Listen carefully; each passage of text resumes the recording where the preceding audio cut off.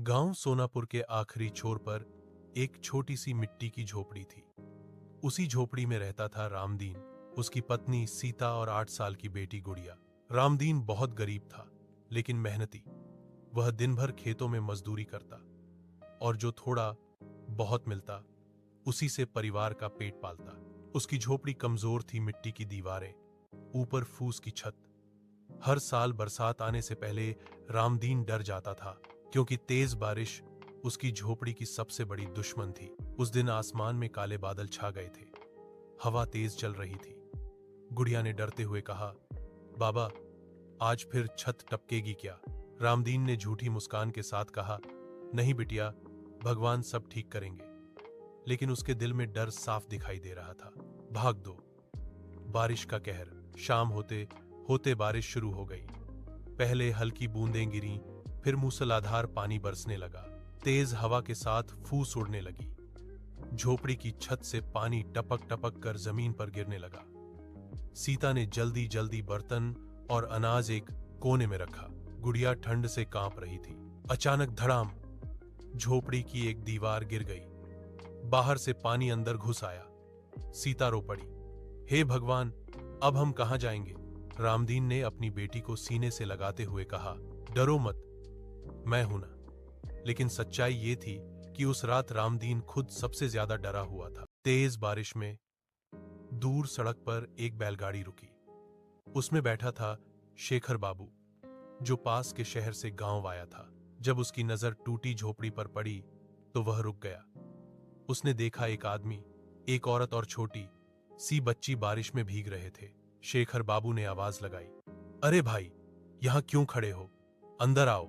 रामदीन हिचकिचाया, साहब, हम गरीब लोग हैं। शेखर बाबू ने मुस्कुराकर कहा, इंसान हो, यही काफी है। उस रात शेखर बाबू उन्हें अपने पुराने गोदाम में ले गए, जो सूखा और सुरक्षित था। सीता की आंखों से आंसू निकल आए, इस बार दर्द के नहीं, कृतज्ञता के। भाग 4। इंसानियत की सुबह। सुबह बारिश थम चुकी थी। रामदीन वापस अपनी झोपड़ी देखने गया। सब बर्बाद हो चुका था। शेखर बाबू गांव के सरपंच से मिले और पूरी बात बताई। कुछ ही घंटों में गांव वाले इकट्ठा हो गए। कोई लकड़ी लाया, कोई टिन की चादर, कोई खाना। रामदीन हैरान था, ये सब मेरे लिए? सरपंच बोले, नहीं रामदीन, ये इंसानियत के लिए है। 3 दिनों में रामदीन की नई झोपड़ी बन गई, पहले से मजबूत, पहले से सुरक्षित। गुड़िया खुशी से उछल पड़ी, अब बारिश आए तो भी डर नहीं लगेगा। नई झोपड़ी बने कुछ ही दिन हुए थे। टिन की मजबूत छत, बांस की दीवारें और भीतर सूखा फर्श रामदीन के लिए यह किसी महल से कम नहीं था। एक सुबह गांव में एक नया चेहरा आया। उसका नाम था मोहन मास्टर। शहर से आए एक सेवानिवृत्त शिक्षक, जो अब गांव में बच्चों को पढ़ाने का काम करना चाहते थे। मोहन मास्टर ने गुड़िया को किताब हाथ में लिए देखा और मुस्कुराकर पूछा, बिटिया, स्कूल जाती हो? गुड़िया ने धीरे से सिर हिला दिया। कभी कभी बाबा काम पर ले जाते हैं। यह सुनकर रामदीन की आंखें झुक गईं। मोहन मास्टर ने रामदीन से कहा, मेहनत तुम खूब करते हो, अब इसे सही दिशा भी मिलनी चाहिए। उसी दिन से गुड़िया गांव के छोटे से स्कूल में जाने लगी। सीता भी पहली बार सुकून से मुस्कुराई, क्योंकि उसे लगा कि उसकी बेटी का भविष्य अंधेरे में नहीं है। रामदीन ने मन ही मन सोचा, शायद भगवान ने मेरी झोपड़ी तोड़कर मेरी किस्मत की दीवारें मजबूत की हैं। कुछ महीनों बाद फिर बरसात का मौसम आया। इस बार भी काले बादल थे, तेज हवा थी, लेकिन रामदीन के दिल में डर नहीं था। उसी रात गांव के दूसरे छोर की एक झोपड़ी गिर गई।